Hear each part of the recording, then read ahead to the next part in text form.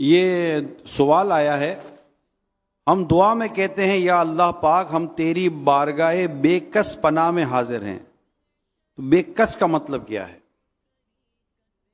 بے کس، بے بس، یعنی کہ بس جو کچھ کر نہ سکتا ہو، پریشان حال ہو،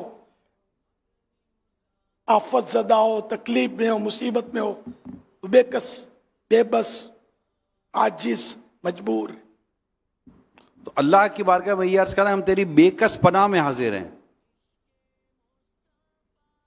دعا میں یہ کہنا کہ یا اللہ ہم تیری بے کس پناہ میں حاضر ہیں، بارگاہ بے کس پناہ، بارگاہ بے کس پناہ میں۔ بارگاہ بے کس پناہ مانے یہی کہ وہ بارگاہ، وہ دربار، وہ جگہ، وہ مقام کہ جہاں بے کسوں کو امان ملتی ہے، پناہ ملتی ہے، جہاں اس کی فریاد سنی جاتی ہے، اس کو عطا کیا جاتا ہے، اس کی آفت اور مصیبت بے کسی دور کی جاتی ہے۔ ہم ایسی بارگاہ میں، یعنی بارگاہ بے کس پناہ میں حاضر ہوئے ہیں۔